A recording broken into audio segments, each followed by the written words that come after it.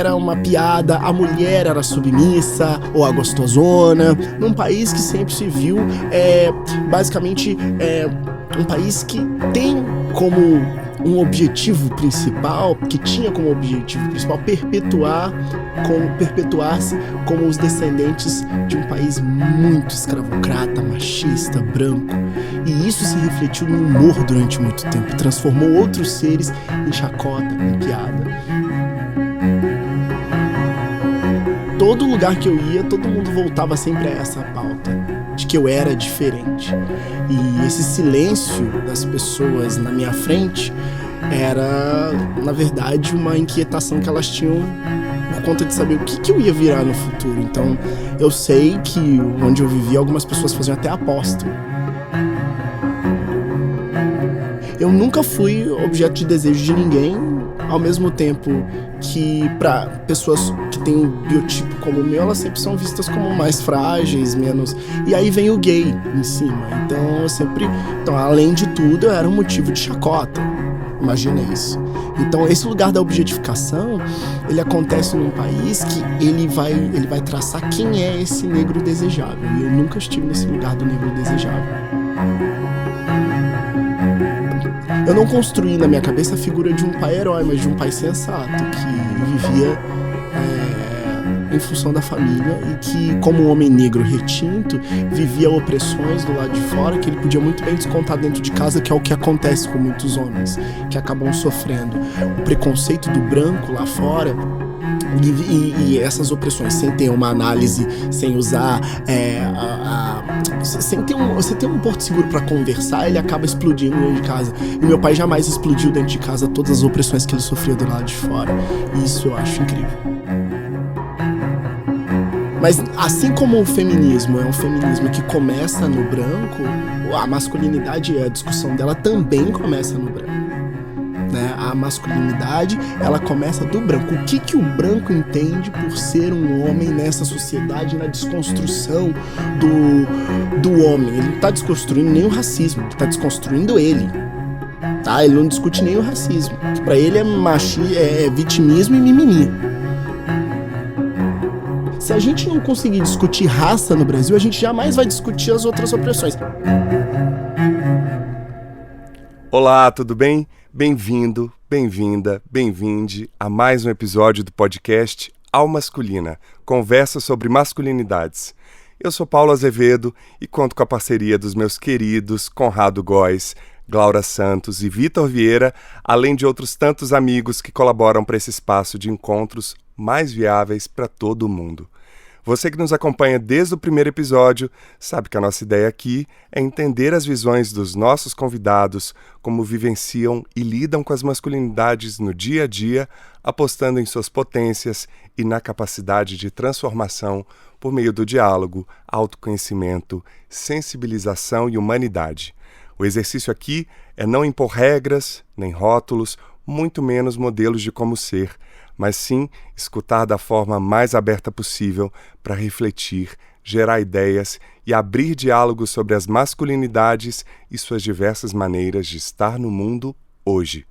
E no quarto episódio do Ao Masculina, quando perguntei ao ator Davi Júnior quem ele gostaria de ouvir aqui, ele respondeu assim: eu vou botar no fogo de foguete, tá? Eu vou te jogar no negócio aí. É padrinhamento. Padrinhamento. Esquema padrinhamento. Vai arrumar esse esquema pra mim. Esquema padrinhamento.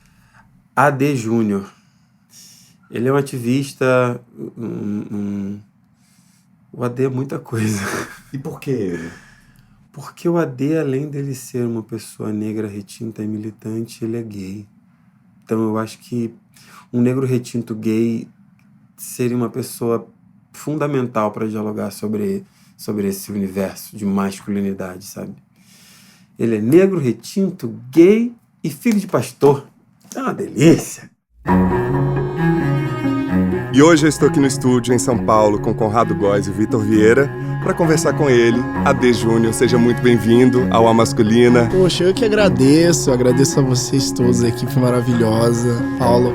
E Agradeço também ao Davi, né, que me colocou aqui nesse fogo cruzado. Fogo cruzado. Vou jogar no fogo, é isso mesmo. Vocês já se conhecem? Sim, o Davi é um grande amigo, a gente tem um relacionamento muito, muito próximo, assim, de irmão mesmo.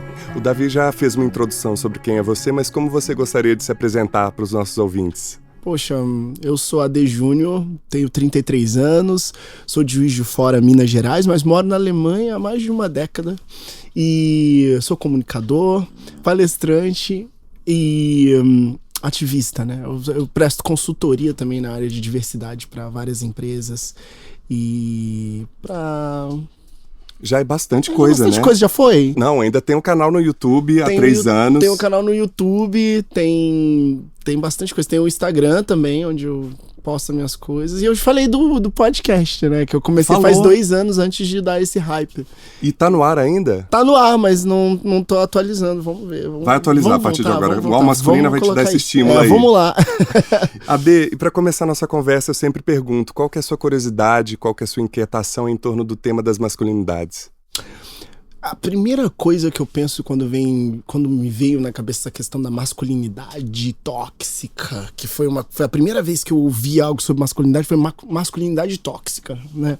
De como o homem se comporta em relação à mulher, à vida em geral. E a primeira inquietação que eu tive é quão machista eu sou e quanto isso afetou a minha vida até hoje. E como é que foi a sua infância e adolescência? O que mais te marcou nesse período?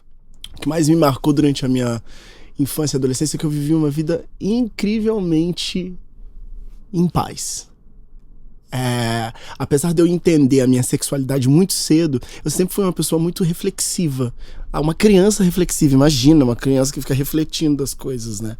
Meus pais não aguentavam, esse menino... Mas o que eu me lembro muito nessa época é de que eu gostava muito de brincar e eu tinha amigos de tudo quanto era jeito. E alguns, quase a maioria dos meus amigos entendiam que eu já era gay. E mesmo assim, a gente continuava sendo amigo e não tocavam nesse assunto. Pois é, você tá casado há 13 anos e quando é que você percebeu que... 10 anos. 10 anos. E quando é que você percebeu que sua atração, seu desejo era por homens e como é que você se sentia e isso te afetava de alguma maneira? Eu entendi que eu era gay. Eu entendi que primeiramente eu era diferente aos 6 anos, quando o primeiro menino me chamou de frutinha. E eu perguntei pra ele qual fruta. Eu queria saber que fruta que ele tava falando. E eu cheguei em casa e falei sobre isso e veio aquele silêncio assim. A partir daí eu entendi que eu era uma criança diferente. E todo lugar que eu ia, todo mundo voltava sempre a essa pauta de que eu era diferente. E esse silêncio das pessoas na minha frente era, na verdade, uma inquietação que elas tinham por conta de saber o que eu ia virar no futuro. Então, eu sei que onde eu vivia, algumas pessoas faziam até aposta. Ninguém discutia essas questões. Mas, voltando à questão da minha adolescência, da minha infância, eu tive uma infância e adolescência muito tranquila, com uma família muito carinhosa. Claro que nunca fui rico, mas também sempre vivi dentro do possível com o conforto que meus pais me davam para poder viver numa família que era estruturada minimamente. Dona Meire e seu Adilson, exatamente, que é pastor, né? Meu pai é pastor. Como é que foi a reação dele e da comunidade que ele liderava? É complicado falar sobre isso, né? Porque eu tô falando de uma outra pessoa, meu pai. Meu pai é uma pessoa que sempre teve questionamentos em relação à sexualidade e não aceitava isso muito bem. Com o passar do tempo ele começou a entender isso de outra forma. E foi esse ano que eu descobri uma coisa sobre o meu pai, eu vou falar aqui, enfim. Eu descobri uma coisa sobre o meu pai que durante muito tempo a gente não sabia por que meu pai tinha saído de uma denominação que ele frequentava. E outro dia, durante uma discussão com a minha irmã no carro, eu falava sobre homofobia e aí o meu pai parou o carro e falou assim: eu não sou homofóbico. Sabe por quê que eu nunca mais fui naquele lugar? Foi porque eu ouvi alguém falar do seu irmão, da sexualidade do seu irmão. E no mesmo momento eu peguei você e o seu irmão, meu outro irmão, pelo braço e nunca mais voltei naquele lugar. E ele era pastor lá? Não, ele era quase pastor lá. Ele já estava quase chegando a esse nível. E ele deixou tudo porque ele não aguentou a pessoa fazer algo homofóbico. Então, e demorou pra gente entender que era essa forma do meu pai de nos proteger. Ele não fala muito sobre essa questão até hoje, mas é uma pessoa que eu lido muito bem, assim. A adolescência eu acho que é complicada pra todo mundo, né? Imagina. Todo mundo. Se a gente vai render a conversa inteira aqui se falar de adolescência, né? Foi isso, mas eu acho que hoje, por exemplo, a gente tem uma relação de muito respeito, de muito carinho. É uma pessoa que eu admiro muito, então é isso. E você buscou algum tipo de apoio, terapia, análise, ou quem te apoiou nesse momento de descoberta e de assumir a sua diferença em relação ao meio que você vivia? Você sabe que eu fui meio que intuitivamente me colocando nas pautas, assim. Eu sabia mais ou menos... bom, como eu disse, eu já tinha uma percepção sobre o meu corpo de que eu era um menino gay. Isso já ficou bem claro pra mim. Aí eu falei, bom, pra eu poder assumir a minha sexualidade, eu vou ter que ter dinheiro, porque não posso fazer isso sem grana, sem ter pra onde ir, porque eu quero viver minha vida. Enfim, aí o que eu fiz? Eu comecei a me preparar pra sair do armário. Isso com quantos anos? Eu devia ter uns 12, 13 anos, quando eu entendi já? que... eu sempre fui muito de ler, né? Aí eu tinha uma vizinha, o nome dela era Lina, e aí ela falou assim, eu tenho uma caixa de revistas e eu vou te dar essa caixa de revistas. E na caixa de revistas que ela tinham muitas revistas, bom, variadas, mas tinha uma Veja que falava sobre o movimento gay e sobre a parada gay de São Paulo.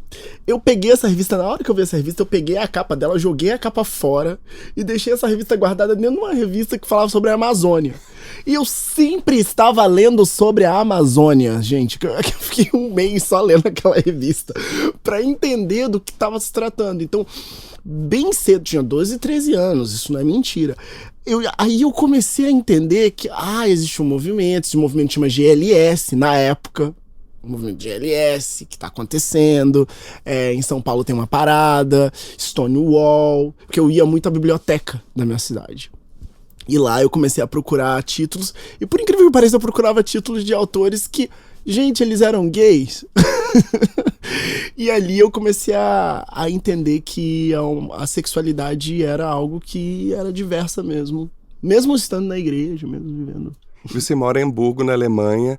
Como é que você sente esses movimentos, essas articulações, nem sei se a gente pode chamar hoje de movimento, em torno das masculinidades lá e aqui no Brasil, assim? Você sente que as pautas são diferentes? São bastante diferentes. A Alemanha tem um outro ponto. A Alemanha hoje discute umas outras coisas, que, por exemplo, na questão da sexualidade, né?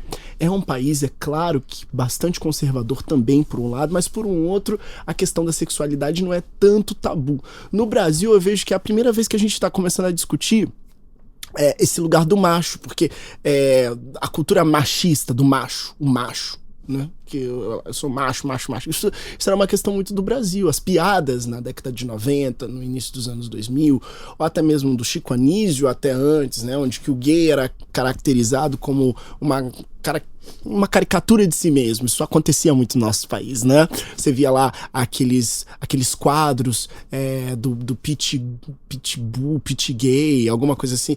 O gay era uma piada, a mulher era submissa ou a gostosona, num país que sempre se viu basicamente um país que tem como um objetivo principal, que tinha como objetivo principal perpetuar-se como os descendentes de um país muito escravocrata, machista, branco.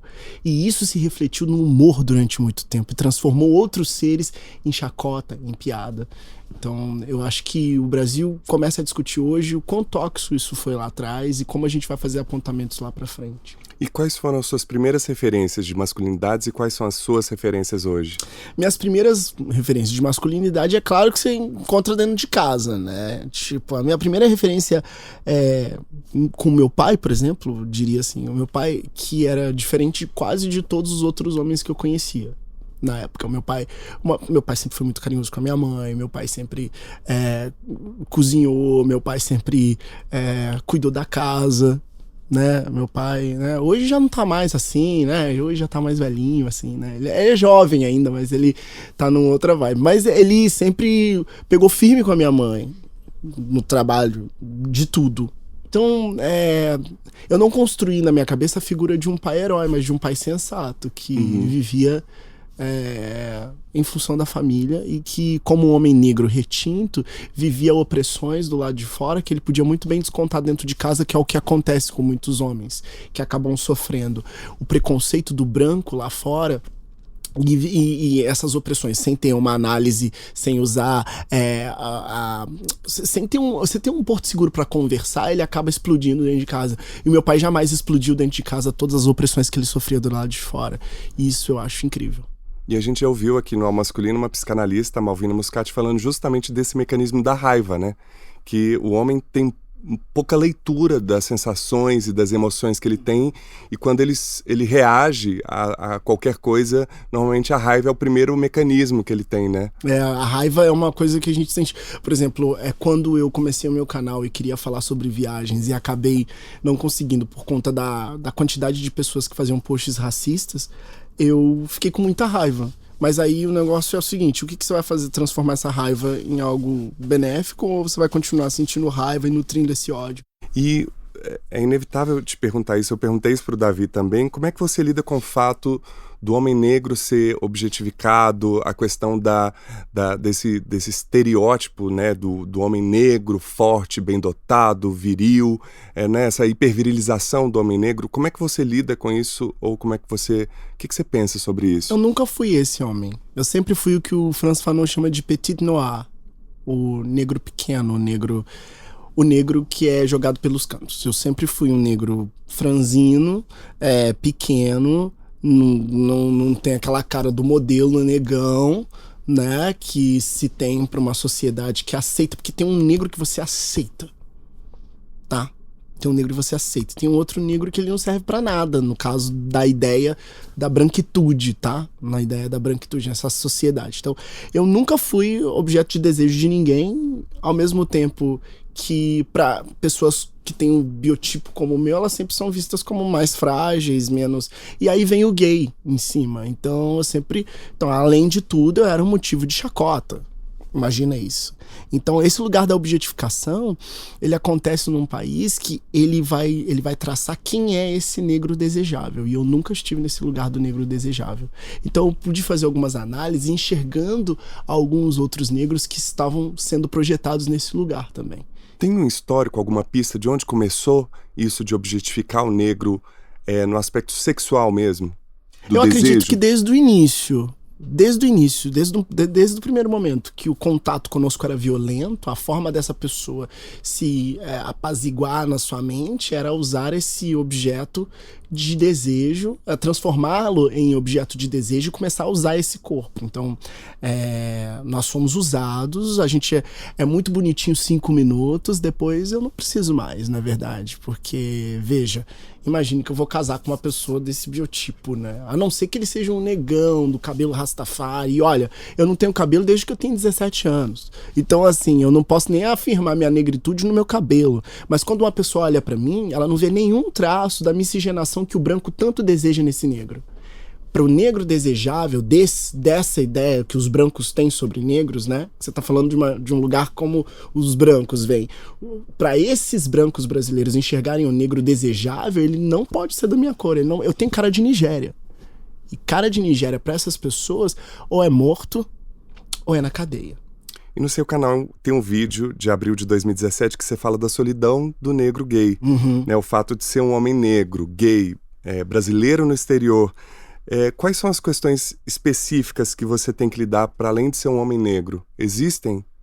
Existe, é claro, a objetificação. O que acontece, como a gente está falando da objetificação, no exterior já é diferente. Se o Brasil detesta esse homem negro do meu biotipo, no exterior tudo vale, né?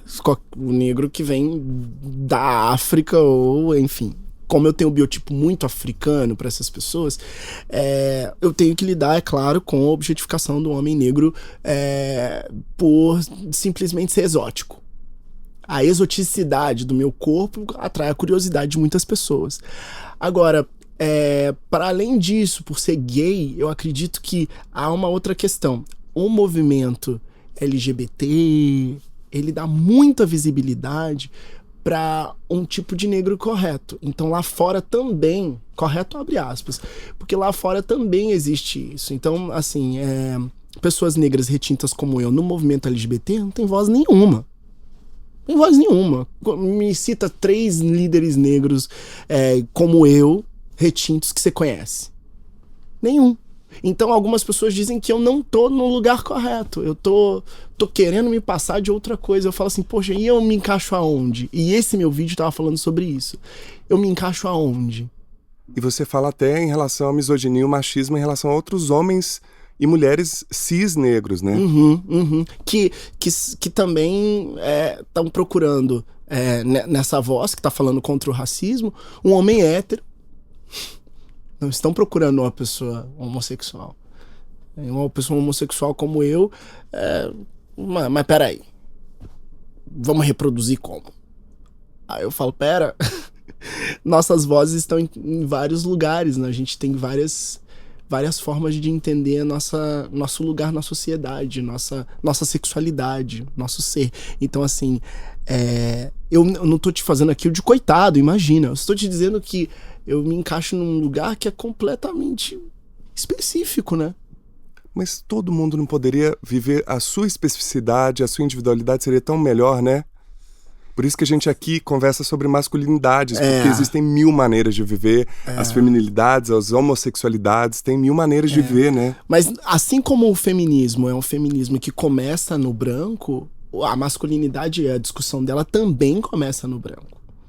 Né? A masculinidade, ela começa do branco. O que o branco entende por ser um homem nessa sociedade, na desconstrução do homem? Ele não está desconstruindo nem o racismo, ele está desconstruindo ele. Tá? Ele não discute nem o racismo, que para ele é vitimismo e mimimi. Não é? Então é complicado você conversar isso, porque as vozes que vão ser colocadas para falar sobre isso não são essas aqui. Não são. Olha, eu posso falar 4 línguas, eu posso viajar o mundo inteiro, eu posso ter uma experiência internacional grande, eu posso trabalhar em grandes empresas, mas eu não vou caber nunca nessa discussão, porque eu não tenho o biotipo, eu não tenho a passabilidade para esse tipo de voz. E eu entendo isso. Por isso que eu tenho uma forma de trazer as pessoas para o lugar comum. Onde é que eu e você nos encontramos, para a gente poder fazer apontamentos para o futuro, e você começa a me enxergar como alguém que também é específico, como você é específico, né? Você é alto, eu sou baixo, né? Você é branco, eu sou negro. Mas somos mineiros. Mas somos mineiros, mas eu sou de Juiz de Fora, você é Savá. Eu sou de Juiz de Fora, você é de Belo Horizonte. Alfred de Savassi. Mas aqui no Ao Masculino você tem espaço sim. E todo mundo que quiser se juntar a esses encontros, essas conversas, porque a ideia aqui é ter conversas para encontros mais viáveis para todo mundo. Incrível. Lugares Comuns, com Ricardo Goldenberg. A homofobia, eu não quero saber nada do gay em mim. Sim? Então, qualquer tipo de fantasia dessa ordem, aí sim temos uma questão cultural. É tão inaceitável em mim qualquer fantasia dessa ordem que eu projeto isso para fora, os viados são os outros. Então é fato que isso tem algo de cultural, evidente, eu não nego isso, e de histórico, e nesse sentido a história muda. Agora, por que da rejeição a homossexual em mim? Isso tem motivos inconscientes, isso não é histórico, e nenhuma lei, nenhum decreto muda isso. Freud tem uma teoria da identificação, sim, claro. O que Freud disse é que ninguém nasce homem ou mulher, que isso se constitui a partir de identificações inconscientes. Ou seja, é tão difícil fabricar um homem quando alguém nasce menino do que fabricar um homossexual quando alguém... Não é mais fácil fabricar uma identidade do próprio sexo biológico do que a identidade homossexual. É tão difícil quanto.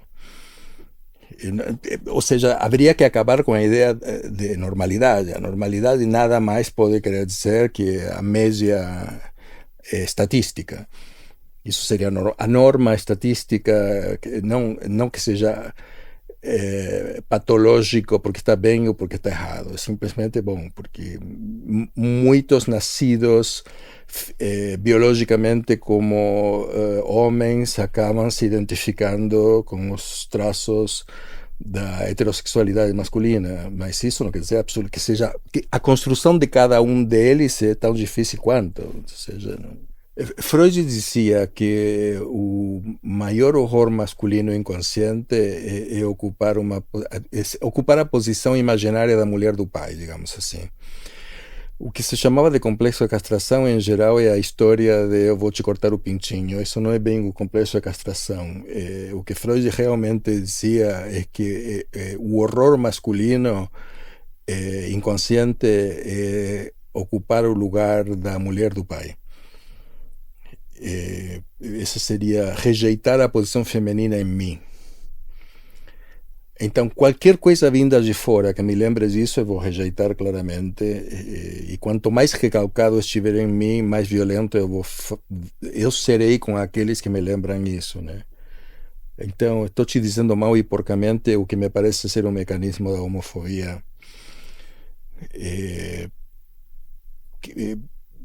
Digamos, 90% da agressão homofóbica é insuportável. É registrar a mulher em mim, dentro de mim. O racismo opera nesse mesmo lugar? Exatamente igual. Qualquer segregação, racismo contra os homossexuais, contra as próprias mulheres, qualquer forma de segregação, toda forma de segregação tem a mesma lógica. Qual é a lógica? Fazemos o uno, fazemos uma classe unificada, esse seria o uno, e necessariamente você constitui o outro que está fora do uno. Para poder manter a classe unificada, precisamos exterminar o outro. Por quê? Por lógica. Para evitar o confronto? Ou para poder manter a unicidade, precisamos excluir para fora tudo que seja diferente. Então o bullying nasce desse mesmo lugar? 100%. Para excluir o diferente em mim, o clube de bolinha necessariamente precisa da Luluzinha para dizer nós os meninos. Sim? Se a Luluzinha diz não brinco mais de ser quem sustenta a unicidade do clube, o clube se desfaz. Não se sustenta per se. Não é que eles sabem o que são e por isso se juntam num clube. É o contrário. Não é porque eles estão tranquilos com o que eles são que fazem o clube de bolinha. É para se opor à Luluzinha que eles criam o clube de bolinha. Nesse sentido que a crise do masculino tem sido tratada, ou o ataque à masculinidade? Exatamente. Eu achei interessante quando ele tá falando ali que o clube da Luluzinha, ele basicamente legitima o clube do Bolinha. E quando tá falando, ele fala ali de um grupo de pessoas que vê um grupo que tá distanciado, que se fecha. Ele tá falando basicamente do pacto narcísico da branquitude, que a professora Cida Bento tanto cita, de como aqui no Brasil esses grupos étnicos europeus operaram em unicidade para excluir o grupo de pessoas negras nesse país. É histórico, é estrutural. Histórico. Aqui no Brasil, sírios e libaneses e judeus se dão super bem e enxergam o negro da mesma forma. Grupos que fora do Brasil jamais funcionariam em unicidade. Mas por conta de um pacto em uma sociedade que oprime o outro, o sírio se casa com o libanês, que se casa com o judeu sim, sem problema, e continua perpetuando o racismo em cima de corpos negros porque são os corpos indesejáveis. Entende? Ele fala sobre isso, ele tá falando sobre isso. Continuando essa pauta, em 2018 você lançou um vídeo que você ficou bem conhecido, em que você dava instruções para homens e mulheres negros como lidar com abordagens da polícia, né? Não correr, não portar guarda-chuvas grandes. Quais são os maiores preconceitos que você sente hoje? Hoje? Você.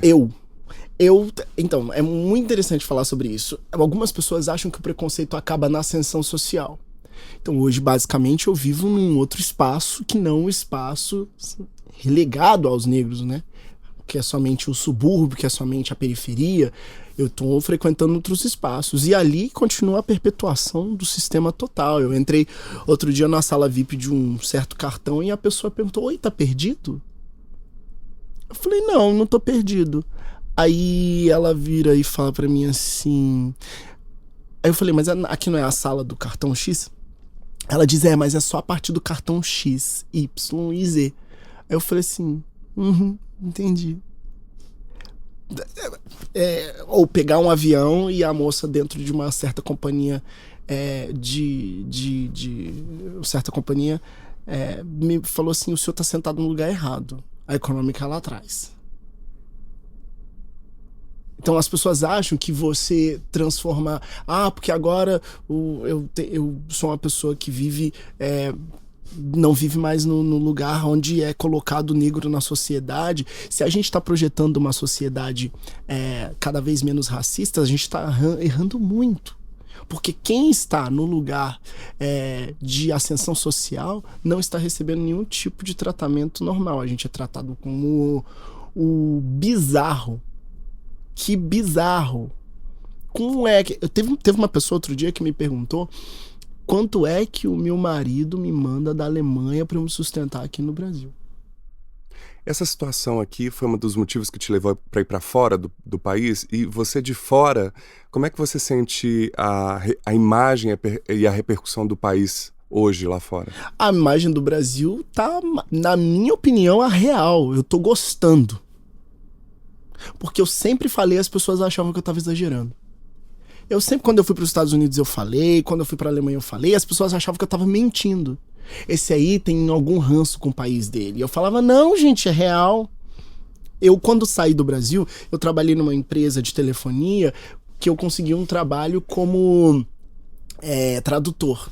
Né? Porque é o primeiro curso que eu fiz na universidade lá da Califórnia, que eu ganhei uma bolsa, Departamento de Estado, enfim. Fui pra lá, estudei na Universidade da Califórnia e voltei, fui trabalhar como tradutor. Trabalhei numa empresa de telefonia e fui mandado embora. O único que trabalhou lá com um diploma de uma universidade americana. Fui mandado embora 3 meses depois. Você vai me perguntar por quê? Ela disse que eu não me encaixava no padrão da empresa. Então, esse país é um país que sempre finge que a gente é aceito e não é. Então, eu sempre falava isso lá fora, as pessoas não acreditavam. Então, as eleições de 2018 provaram pra gente que esse país continua num lugar que ele não consegue ver avanços. Deixa eu te perguntar, você acha que R$950 é suficiente para sustentar uma família? Não. Mas acha justo que a minha avó continue recebendo esse salário, sim. Porque bolsa, dinheiro, só serve para o grupo dos cotistas brancos que vieram para o Brasil com passagens pagas pelo governo brasileiro no início do século XX para continuar perpetuando a opressão em cima de um corpo que estava aqui há 3 séculos e meio. E aí eu falo, o grande sucesso desse macho alfa descendente de italianos é todo dependente de cotas. Porque ele ganhou cotas para chegar aqui, ele ganhou cotas para estudar aqui, ele ganhou cotas para fazer faculdade, leis de 1968, ele ganhou cotas através de provas que eram feitas para ele se enfiar no serviço público, e faz muito sentido para esse macho alfa que hoje está sentado na cadeira da presidência que não tenha mais Ministério do Trabalho. Porque quanto mais negros entrarem no mercado de trabalho qualificadamente, pior é. E a gente não vai pagar para esse homem negro nenhum tipo de benefício como a gente pagava para os brancos. Então o homem branco não se vê igual ao homem negro e ele deseja cercear os direitos desse homem que hoje chega no lugar de educação e ensino. É um tema super complexo, né, Ade? Vai durar horas esse podcast. Como fazer para que as diferenças não separem as pessoas que estão buscando uma maior consciência sobre as diferenças? Porque às vezes eu ainda estou tentando entender a diferença entre lugar de fala e representatividade. Né? Você mesmo já citou aqui nessa conversa essa diferença entre um homem negro gay, uma mulher negra gay e os negros cis. Sabe assim, como não fazer com que essas especificidades de cada luta e de cada questão não tira nossas forças no momento em que a gente precisa se unir. Então, na questão do homem negro gay, da mulher negra gay, esse é um problema que nós negros vamos resolver dentro de casa, tá? Porque tanto o homem negro gay quanto a mulher negra gay, hétero gay, a gente não tá se oprimindo porque tá todo mundo sem dinheiro. Agora, a bicha rica, branca, continua fazendo chacota com a bicha pobre e chama a gente de bicha pão com ovo. Independente da etnia. É uma questão social aí. Não, a bicha branca rica. Porque quantas bichas preta ricas você conhece? Você tá me entendendo? O sistema de opressão nesse país é racial. Se a gente não conseguir discutir raça no Brasil, a gente jamais vai discutir as outras opressões. Quem veio primeiro? Qual luta veio primeiro? A de quem foi escravizado ou a luta do movimento LGBT dos últimos 50, 60 anos? Ou seja, a gente pula no Brasil sempre uma pauta, que é a pauta principal. O Brasil ele foi criado economicamente em cima de corpos negros para fazer fortunas quase que infindáveis. Mas a gente jamais discute o sistema de opressão em relação a esses corpos. Porque a masculinidade a gente só pode entender no Brasil entendendo quem é esse branco que se vê como macho e se representa em cima de corpos negros. Porque há um homem, por exemplo, que sofre preconceito diário de um outro homem. É aquele homem branco que fala com o meu pai como se o meu pai fosse algo menor. É aquela mulher branca que fala com a minha mãe como se a minha mãe fosse uma retardada. Você já percebeu que alguns médicos brancos conversam com as mães pretas como se a gente estivesse falando com criança? Isso é a infantilização do corpo negro. Como é que o homem branco vai tratar o homem negro, chamando a gente de moleque, chamando a gente de qualquer um? Então, se a gente não discute o racismo, a gente nunca, e não entende como o sistema de opressão é racial nesse país, você nunca vai conseguir discutir masculinidade. Porque a masculinidade nesse país é projetada através de um grupo. E esse grupo, ele projeta a racialização dele mesmo em cima de um outro grupo que ele deseja que continue no mesmo lugar. Às vezes eu sinto que o Alma Masculina nasce com a pauta das masculinidades para abordar desde a devastação do meio ambiente, da Amazônia, a corrupção na política, tudo isso está muito envolvido, né, nesse lugar. Eu sinto que falar de masculinidades é falar de tudo, que envolve todas as pautas da sociedade, exatamente. Né? Mas a gente tem muita dificuldade de falar de raça. Porque é um país que durante muito tempo não quis falar de raça. Não, a gente não vai falar de raça porque todo mundo é igual. Todo mundo é igual na cadeia, onde todos os meus primos estão presos. Porque não pagou a pensão. Né? Conhece alguém que mora nesse bairro aqui, chique, que foi preso porque não pagou pensão? Entende como é que eu tô dizendo? Então assim, falar dessa masculinidade, como é que a gente quebra esse homem negro? Como é que a gente quebra esse homem que vai alimentar? Ou a gente objetifica ele pra transar, porque a gente é objetificado o tempo todo. Então, entende que ele não tá interessado num outro ser e sim num objeto. Que ele interessa porque ele racializa o outro objeto. E que me dê prazer, isso pra um fetiche, etc. 10 minutos. 10 minutos. Duvido que vai andar de mão dada com esse cara na rua. Duvido que vai... Sabe aqueles casamentos lindos que a gente vê de homossexual? Quantos casamentos desses você viu? De pessoas negras, gays. Aspas. O privilégio masculino é também uma cilada e encontra sua contrapartida na tensão e contenção permanentes, levadas por vezes ao absurdo, que impõe a todo homem o dever afirmar em toda e qualquer circunstância sua virilidade. Na medida em que ele tem como sujeito, de fato, um coletivo, a linhagem ou a casa, que está por sua vez submetido às exigências imanentes à ordem simbólica, o ponto de honra se mostra na realidade como um ideal, ou melhor, como um sistema de exigências que está destinado a se tornar, em mais um caso, inacessível. A virilidade, entendida como capacidade reprodutiva, sexual e social, mas também como aptidão ao combate e ao exercício da violência, sobretudo em caso de vingança, é, acima de tudo, uma carga. Em oposição à mulher, cuja honra, essencialmente negativa, só pode ser defendida ou perdida, sua virtude sendo sucessivamente a virgindade e a fidelidade, o homem, verdadeiramente homem, é aquele que se sente obrigado a estar à altura da possibilidade que lhe é oferecida de fazer crescer sua honra, buscando a glória e a distinção na esfera pública. A exaltação dos valores masculinos tem sua contrapartida tenebrosa nos medos e nas angústias que a feminilidade suscita. Tudo concorre, assim, para fazer do ideal impossível de virilidade o princípio de uma enorme vulnerabilidade. A dominação masculina, a condição feminina e a violência simbólica, de Pierre Bourdieu. Ade, o que te dá mais medo hoje? Em que momento você se sente mais vulnerável? Assim, os haters, por exemplo, você está na internet, né? Seu canal super bomba, seu Instagram, você dá palestras e dá consultoria para várias empresas. Em que momento você se sente mais vulnerável? Eu me sinto vulnerável quando eu vou deitar e eu penso que eu posso ter um ataque do coração e morrer sem acabar de falar o que eu precisava falar. Eu tenho tanta coisa pra falar. Eu tenho tanta coisa pra... Eu quero fazer tanta coisa. É o que eu mais tenho medo, é disso tudo me sufocar e eu não conseguir acabar de falar. Engraçado, né? Eu tenho medo disso. Olha, eu não tenho medo de morrer, não.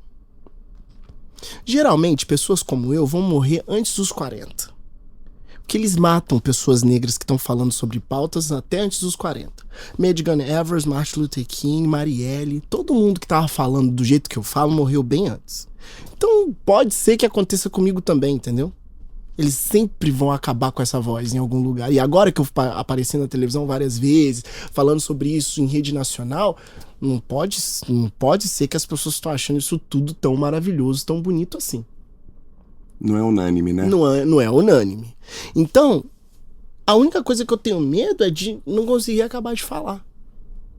Eu queria acabar de falar. A Marielle dizia, eu não vou ser silenciada. Foi. Silenciada, o ser dela se foi, mas a voz dela continua ecoando.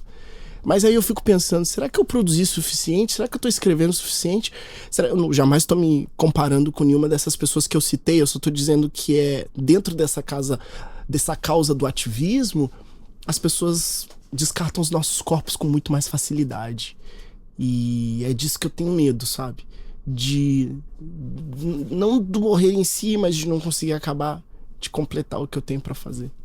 E quando eu falei que a gente ia ter essa conversa, algumas pessoas mandaram uma pergunta, e a Soraya Azevedo, por acaso minha irmã muito participativa aqui no Masculina, ela te assistiu no Caldeirão do Hulk, quando você participou lá, e ela te pergunta, o que te moveu a reverter a favor de um esclarecimento às agressões sofridas virtualmente? Como é que você reverteu isso e qual foi a situação mais complicada que você já passou? Então, a primeira coisa, como é que eu reverti isso, é porque análise, né? Aquela análise que eu te falei que às vezes eu parei e comecei a pensar, o que eu vou fazer agora? Eu vou explicar o que é errado. Por que ela tá me chamando de gorila? De onde vem isso? Me chamar de gorila é me comparar com animal. Animal, ele tá falando de eugenia, tá falando de... Aí eu falei, não, vou fazer um vídeo então sobre eugenia. Vou explicar o que é eugenia.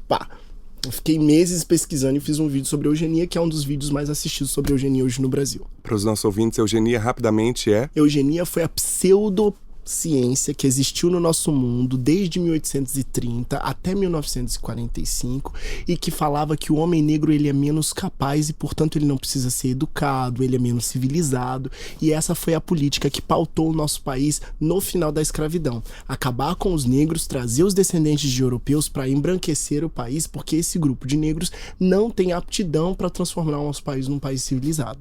Eugenia estava na Constituição de 34. Estava na Constituição de 34 e o Brasil caminhou mão a mão com a Alemanha nazista até antes de declarar guerra, e muito por conta da eugenia, porque o Brasil acreditou muito nessa ideia de eugenia, né? Quando a gente fala em ordem e progresso, a gente fala ordem para pretos periféricos, doentes, progresso para os brancos recém-chegados da Europa. Então, a eugenia fez parte do cerne da República Brasileira e, bom, enfim, tá em tudo quanto é lugar, de Monteiro Lobato a Zé de Alencar, todo mundo tava ali eugenicamente falando sobre os corpos brasileiros. Eu fui explicar o que era eugenia, expliquei o que era eugenia E comecei a entender que eu tinha uma voz pra falar sobre isso. Porque ninguém tava falando, basicamente. Claro que tava todo mundo falando de racismo, mas ninguém tava dedicado a falar somente sobre essa temática. E eu pensei, nossa, vai ser uma coisa muito chata, eu vou ficar falando só sobre isso, ninguém vai querer assistir. Depois do 4º vídeo, ninguém vai querer assistir. Mas pior que depois do 4º vídeo, todo mundo queria saber o próximo. E aí, tá aí, mais de 300 vídeos no total, em várias redes aí. Ano passado a gente alcançou 14 milhões de views, mas não se reverte o número de curtidas também, de seguidores, porque tem muita gente que gosta, mas não quer se posicionar muito e tal, mas as marcas também não compram, né? Imagina que uma marca vai comprar e tal, assim, essa pauta, né, de falar sobre isso. Então, eu acreditei que a gente podia transformar o mundo. Se eu não acreditasse que a gente pudesse mudar o mundo através do diálogo, eu não estaria com o canal no ar. Então, quando a pessoa tá me chamando de macaco, ela não tá fazendo nem reflexão de que, historicamente, pessoas negras eram comparadas com animais, sim, porque era essa política e essa era a pseudociência que acreditava que eu não era um ser completo. Então, quando eu estou falando dos primeiros cotistas, os descendentes dos empobrecidos europeus que vieram pra cá cheio de bolsa e regalia, eu tô falando de você, sim. Porque quando você tá falando de macaco, você tá falando de mim. Quando eu tô falando de primeiro cotista, eu tô falando de você. Você tá me entendendo? Então, em algum lugar, você precisa encontrar aí de que, né, parece que os brancos brasileiros se sentem ofendidos. Tá falando de mim, voltando aqui, falando de macaco, tá falando de mim desrespeitosamente, sem entender o quão racista você tá sendo. Mas no meu caso, eu tô fazendo uma reflexão, uma análise crítica da branquitude, é o nome disso. Da análise crítica da branquitude é uma matéria estudada em universidades no mundo inteiro sobre quem é esse branco. Quem é o branco que estuprou a minha avó na quinta-feira, que bateu no meu bisavô na sexta-feira, que no sábado não permitiu que a gente comesse e no domingo tomava a hóstia e agradecia a Deus e levava a Aparecida lá no alto? Que branco é esse? Quem é esse branco? Então a gente precisa começar a fazer uma análise de quem é o branco no rolê. Porque a gente sempre fala do escravo, mas a gente não usa o escravizado. A gente podia usar, porque o escravizado foi escravizado por alguém. Então a gente fala o escravo, como apareceu o escravo, né? Minha família, segundo o presidente da República, a minha família veio aqui num cruzeiro da Royal Caribbean, pela CVC, pago em 10 vezes pra trabalhar na casa da Princesa Isabel, porque gostava da Princesa Isabel. Com Roberto Carlos, o rei cantando. Canto onde eu estou aqui, você sabe que eu canto. Enfim, você sabe, né? Então, as pessoas acreditam muito nessa ideia completamente absurda de que uma pessoa que tem 50 hectares de terra no interior de Minas Gerais e que é descendente de italiano, que aquilo ali brotou. Mas peraí, você descende dos mais pobres italianos que tinham no mundo, você acha que você conseguiu 50 hectares de como? Pediu o índio botocudo 50 quilômetros de hectare e deu pra ele um papel, te dou um papelzinho aqui, tá, rei Vitória Emanuel me deu aqui, Não! A gente tá falando de uma política que deu cotas pros seus bisavós. Vamos discutir isso.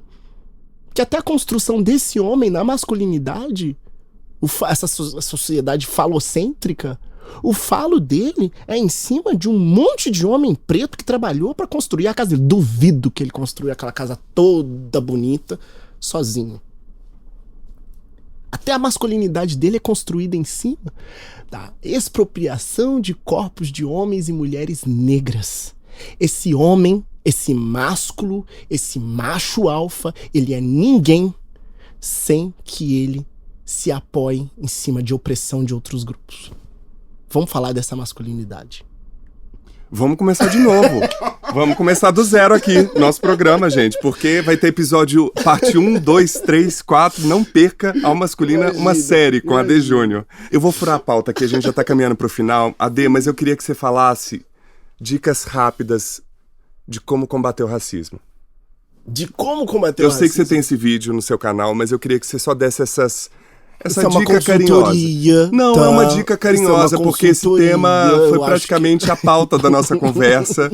Eu queria que você desse dicas rápidas de como intervir nessa questão tão grave no nosso país. Isso, bom, primeiramente fazendo uma reflexão sobre quem sou eu no Brasil e como eu me comportei durante o tempo todo em relação à discussão raça.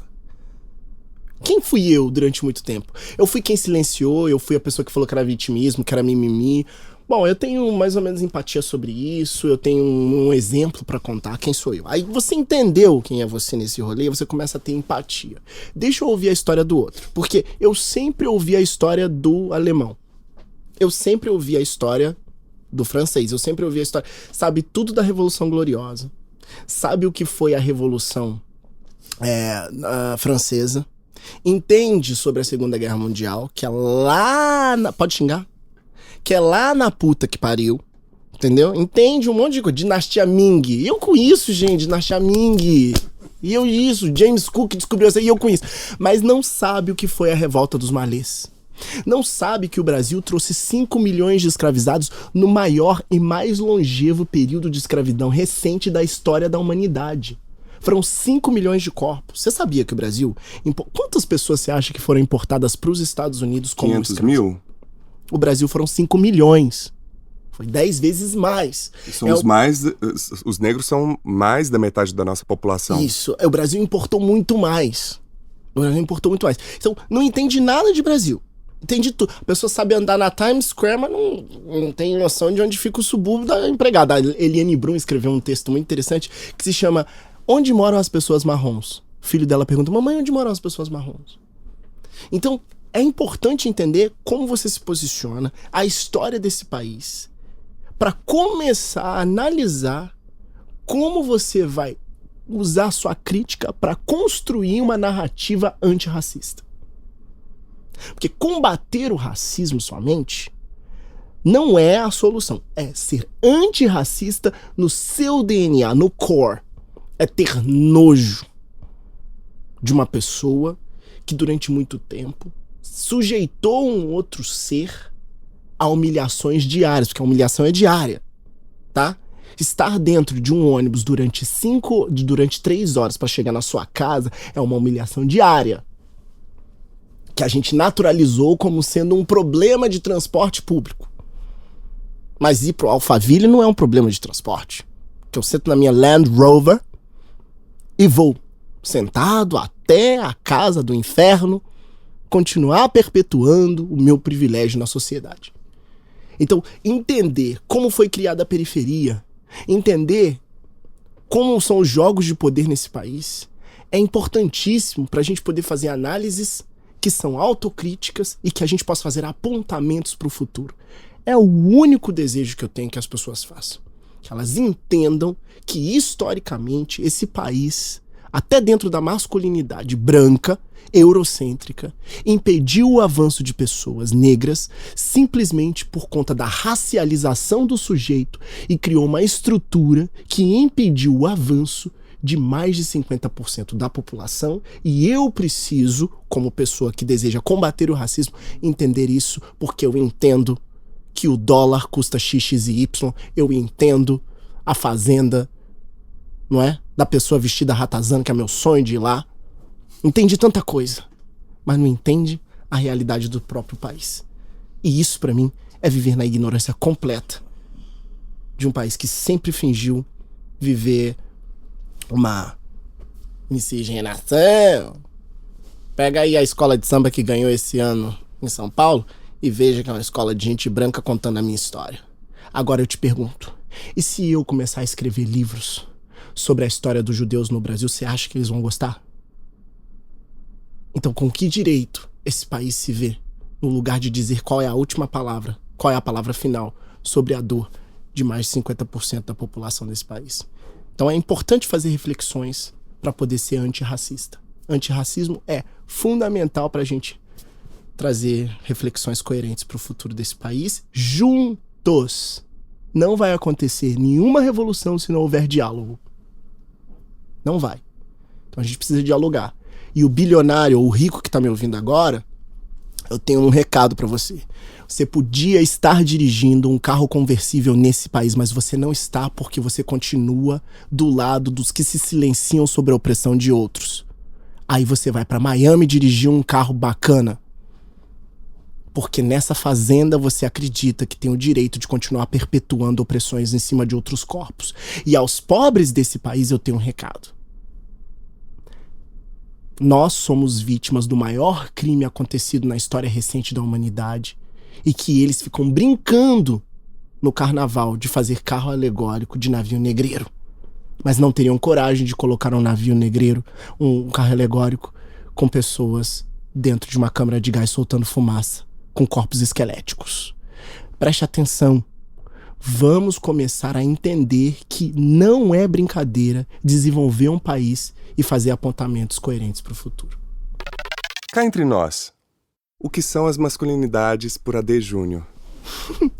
As masculinidades por AD Júnior são a construção de corpos em uma sociedade que está sempre em movimento e que se constituem de vários fatores que vão da raça ao status social, a condição econômica do indivíduo e como ela se projeta em cima do outro. A minha masculinidade pode ser opressora também se eu for, como gay, alguém que repete a masculinidade tóxica, mas pode ser também benéfica se eu começar a refletir que eu, como gay, também preciso me atualizar e me corrigir o tempo todo para não repetir erros que foram cometidos em relação ao meu corpo. Portanto, o endeusamento de alguns homossexuais em cima do corpo da mulher magérrima é, para mim, parte da masculinidade tóxica. Então, eu preciso fazer uma reflexão muito profunda sobre o que são as masculinidades dos outros e a minha. E juntos, através de uma discussão, eu vou conseguir entender de forma bem coerente para onde a gente está indo nessa caminhada toda. Fora do mar. Você já se sentiu como peixe fora d'água, inadequado dentro de um sistema? Você já se sentiu fora do mar? Eu me sinto fora do mar o tempo todo, você acredita? Não é uma pessoa que se sente mais fora d'água do que eu. Mas eu acho que é bom esse desconforto. Imagina se eu me sentisse todo confortável também, né? Ia ser ruim. Ia ser ruim. Então eu tenho provocações diárias que me fazem refletir sobre questões. E às vezes, olha, às vezes eu cago. Faço umas cagadas. Mas depois a gente reflete. Eu acho que é importante. A gente aprende. Ser humano, ainda bem, né? Ainda bem que hoje eu sou considerado ser humano, porque meu povo preto nunca foi, mas hoje eu sou considerado ser humano. Oh, muito obrigado. Mas é. Mas é. Escuta aqui. AD, você tem dica de livros, filmes, documentários em torno do tema das masculinidades? Sobre temas das masculinidades, o livro que eu podia trazer era o Fanon, né? Qual? Sobre, ai, gente, Corpos Pretos, Máscara Branca, sabe? O Fanon fala sobre isso. Então eu acho muito interessante ler o Fanon. É só aí.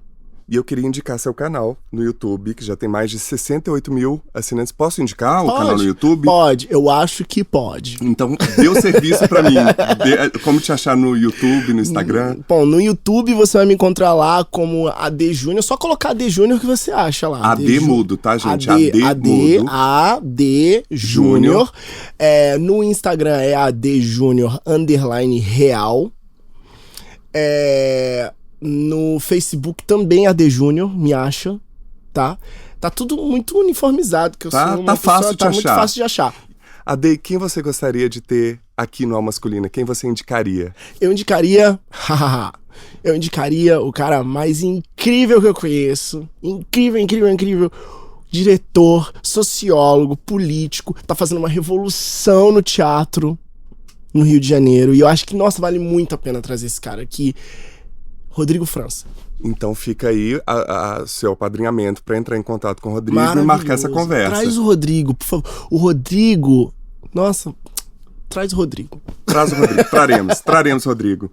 AD, por último, qual que é a mensagem que você gostaria de deixar nessa plataforma digital, que vai para as nuvens, para quem te ouvir, para daqui a 10, 20, daqui a 200 anos, como diria Chekhov? Daqui a 50 anos, o mundo vai cobrar de todos uma posição sobre esse momento histórico que o Brasil está vivendo, sobre as discussões, sobre o avanço dos direitos civis dos homens e mulheres negras nesse país, que vai atravessar do feminismo à masculinidade, a vários assuntos. E se a gente não começar a se atentar para essa discussão que atinge mais de 50% da população brasileira, a gente vai perder um trem feio. A gente é mineiro, né? Mineiro. A gente vai perder um trem feio e vai ficar para trás. E aí no futuro vão perguntar: vovô, vovó, titio, titia, onde você estava naquele momento? E eu tenho um amigo que chama Reinaldo Bugarelli e ele é ativista do movimento LGBT há muitos anos. Que mais? E ele Tem uma foto da década de 1970 que ele tá com um cartaz falando por melhores salários negros. Ele é branco, alto também. E ele fala assim: eu sei quem eu era na década de 70 e de que lado que eu tava hoje. E é esse o objetivo final. De que lado que nós estivemos, porque a pergunta vai ser sempre essa no final da vida. Se a gente esteve no lado que promoveu o avanço, a discussão, que se abriu para entender, ou se a gente continuou perpetuando o racismo, a masculinidade tóxica e tantas outras coisas que a gente queria que não existisse mais, para poder viver feliz, né? E viajar para Bora Bora, vamos?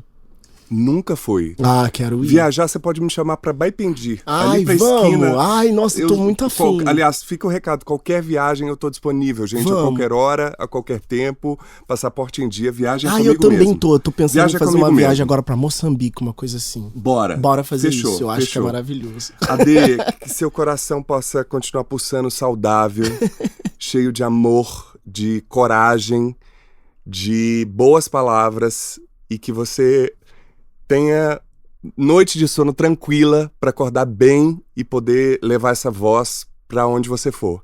Obrigado por estar aqui com a gente. E, infelizmente, a gente tem um tempo, que senão você poderia falar tudo que você tem para falar. Já Mas falei, que bom gente. que você falou Falei bastante coisa, né? Falei bastante. Não rolou Até man interrupting dormiu, aqui, não. até Nem, não. nem white interrupting. Outro dia eu fiz isso, sabia? E eu tive que me corrigir ao vivo. Eu tava É? num negócio, aí eu comecei a fazer um mansplaining. Mas eu fui racista em algum momento, que agora eu fiquei tenso aqui. Não, né? Não Pelo foi, amor de Deus. Não foi, imagina. Foi uma conversa super incrível. Obrigado. Ade, brigadíssimo mesmo. Obrigado você. Vamos pra Moçambique. Vamos fazer aliados, é Vamos isso. fazer aliados. Um beijão. Tchau, tchau. Tchau, tchau. Continue nos enviando mensagens, comentários e compartilhem o Alma Masculina nas redes. Vocês já sabem que nos encontram em diversas plataformas de podcast, Spotify, Deezer, Apple e Google Podcasts, entre outras. E também pelo nosso site www.comcultura.com.br/almasculina e no Facebook /almasculina podcast e no Twitter @almasculina. E no Instagram, você me encontra como @PauloAzevedoOficial ou no perfil @almasculina.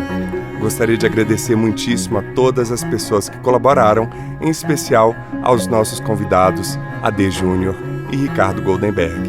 E também não posso deixar de agradecer as mensagens de Ângela Mucida, Camila Servente, Abelha Mena, Marcos Arthur, Tati Lena e o pessoal do Oráculo Materno.